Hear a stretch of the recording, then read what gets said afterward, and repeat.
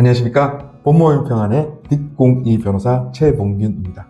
구속된 상태로 재판을 받는다는 건 그 자체로 피고인과 가족들에게 엄청난 무게로 다가옵니다. 자유를 잃은 채 준비해야 하는 재판은 쉽지 않죠. 하지만 이 상황에서도 한 줄기 희망이 될 수 있는 제도가 있습니다. 바로 보석입니다. 오늘은 보석이란 무엇인지, 그리고 어떻게 해야 이 희망의 끈을 잡을 수 있는지 이야기해 보겠습니다. 가장 먼저 보석이란 무엇인가요? 네, 보석은 구속된 피고인을 일정 조건 하에 석방해주는 제도로 피고인의 방어권을 보장하고 구속 상태에서 발생할 수 있는 불이익을 줄이기 위해 마련된 법적 장치입니다.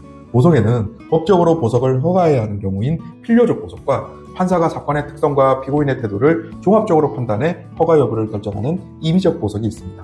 다만 필요적 보석이라 하더라도 사형, 무기징역, 징역 10년 이상의 중범죄나 도주, 증거인멸 우려가 있는 경우에는 허가되지 않습니다. 그렇다면 보석 신청은 누구나 할 수 있나요? 네, 보석 신청은 누구나 할 수 있지만 실제로 받아들여지기는 어렵습니다.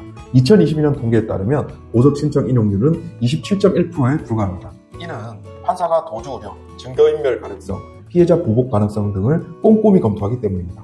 또한 보석 신청이 이루어지면 판사는 사건 기록을 살펴보게 됩니다. 평소에는 점거 인부 전까지 증거를 검토하지 않지만 보석 여부를 판단하기 위해 기록을 열람할 수도 있죠.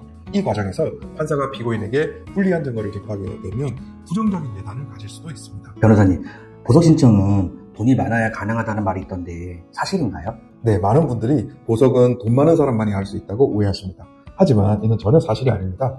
보석 결정문에 5천만 원 같은 큰 금액이 명시되더라도 이를 반드시 현금으로 납부해야만 하는 것은 전혀 아닙니다. 보석 보증보험 증권이라는 제도를 통해 보석금을 대신할 수 있는데요. 이는 수십만 원 수준의 보험료만 부담하면 되는 방식입니다. 따라서 보석은 꼭 고액 자산가만 누릴 수 있는 제도는 아닙니다. 반대로 보석 신청을 잘못하면 불리할 수도 있나요? 네, 그렇습니다. 보석 신청이 받아들여지지 않는다면 단순히 석방되지 않는 것에서 끝나지 않을 수 있습니다.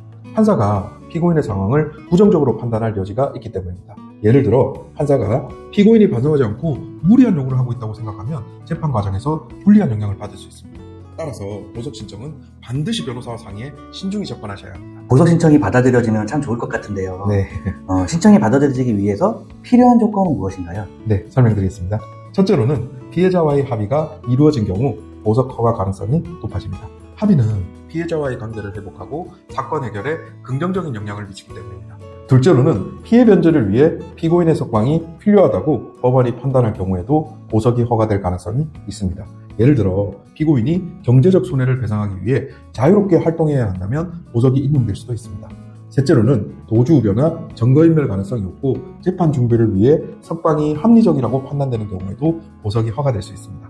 반대로 증거인멸이나 도주의 가능성이 조금이라도 있다고 판단되면 보석 신청은 거의 받아들여지지 않습니다. 보석을 신청한 후에 결과가 나올 때까지는 얼마나 걸리나요? 네, 많이들 궁금해하시는데요. 보석 신청 후 결과가 나오는 데 걸리는 시간은 사건마다 다 다릅니다. 빠르면 하루 이틀 안에 결정이 나지만 몇 주에서 몇 달이 걸릴 수도 있습니다. 만약 오랜 시간이 지나도 결과가 나오지 않는다면 보석이 거부된 경우일 가능성이 매우 높습니다. 마지막 질문인데요. 보석 신청을 고민 중인 분들에게 한마디 해주세요. 네, 제가 좀 팁을 드리겠습니다. 보석 신청은 단순히 구속에서 벗어나기 위한 절차가 아닙니다.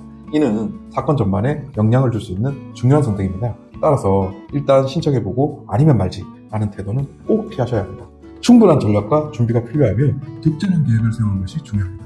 보석 신청을 제대로만 준비한다면 어려운 상황에서도 긍정적인 결과를 얻으실 수 있습니다. 보석은 단순히 구속에서 벗어나는 것을 넘어서 스스로를 방어할 기회를 얻는 중요한 과정입니다. 누구에게나 쉽지 않은 길이지만 철저히 준비하고 진정성을 담아 노력한다면 결과는 달라질 수 있습니다. 법이 모든 사람에게 공평하게 작동할 수 있도록 우리가 할 수 있는 최선을 다해야겠죠. 오늘의 이야기가 절망 속에서도 희망을 찾는 데 작은 도움이 되길 바랍니다. 시청해주셔서 감사합니다.